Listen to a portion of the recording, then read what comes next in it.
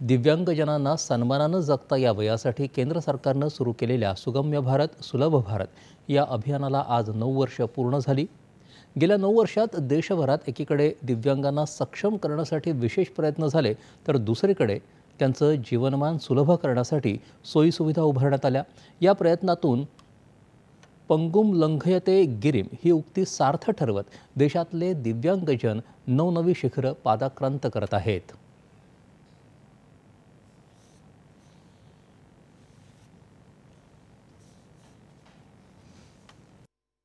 देशभरात दिव्यांग दिनानिमित्त विविध कार्यक्रम घेण्यात आले। राष्ट्रपतींच्या हस्ते राष्ट्रीय दिव्यांगजन सक्षमीकरण पुरस्कारांचं वितरण करण्यात आलं।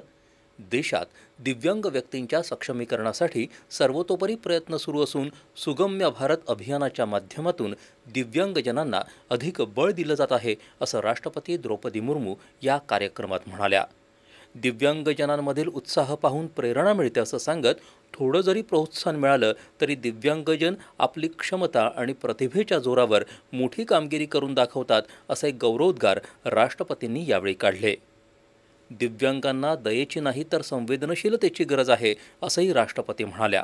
यावेळी एकूण 22 व्यक्ती आणि 11 संस्थांना राष्ट्रीय पुरस्कारानं सन्मानित करण्यात आलं।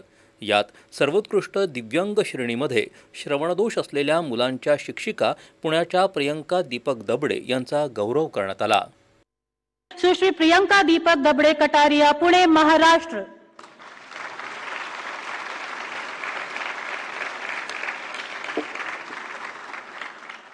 तसंच सर्वोत्कृष्ट दिव्यांग बालकांच्या श्रेणीत पुण्यातील प्रथमेश सिन्हाच्या कामगिरीचा सन्मान झाला। श्रेष्ठ दिव्यांग बाल बालिका श्रेणी में पुरस्कार दिया जा रहा है मास्टर प्रथमेश सिन्हा, पुणे, महाराष्ट्र से। आप एक प्रेरक वक्ता हैं जो दृष्टिहीन बच्चों और कैंसर पीड़ितों के समर्थक हैं। आपने ब्रेल साक्षरता के लिए एनी उपकरण का प्रचार किया, जिसे शार्क टैंक इंडिया और माननीय प्रधानमंत्री जी के सामने भी प्रस्तुत किया गया। मास्टर प्रथमेश सिन्हा, पुणे, महाराष्ट्र। कल्याणच्या मूकबधिर शिक्षिका कनिका अग्रवाल यांनाही पुरस्कारानं गौरवण्यात आलं। श्रवण बाधित दिव्यांगता श्रेणी में अगला पुरस्कार दिया जा रहा है सुश्री कनिका मुकेश अग्रवाल, कल्याण वेस्ट से। आप एक कुशल मूक बधिर शिक्षिका हैं और महाराष्ट्र में मूक बधिर बच्चों के लिए समावेशी शिक्षण कार्यक्रम चलाती हैं। सुश्री कनिका मुकेश अग्रवाल, कल्याण वेस्ट। तर दिव्यांग व्यक्तींच्या सक्षमीकरणासाठी काम करणारी सर्वोत्कृष्ट संस्था श्रेणीत मुंबईच्या Xavier's resource centre for the visually challenge Saint Xavier's college या संस्थेचा सन्मान करण्यात आला।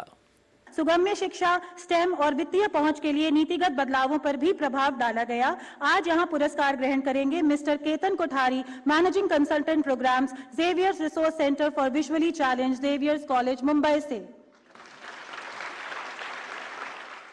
आंतरराष्ट्रीय दिव्यांग दिनानिमित्त मुंबईतल्या अलियावर जंग राष्ट्रीय मूकबधिर दिव्यांग संस्थेनं दिव्यांगांसाठीच्या क्रीडा स्पर्धांचं आयोजन केलं होतं। स्वमग्न असूनही पॅरा जलतरणपटू म्हणून जगप्रसिद्ध झालेल्या 16 वर्षांच्या जिया राय हिच्या हस्ते या क्रीडा स्पर्धेचं उद्घाटन झालं। या क्रीडा स्पर्धांमध्ये सर्वांसाठी वॉकेथॉन आयोजित करण्यात आलं होतं। त्याशिवाय विविध क्रीडा प्रकारही झाले।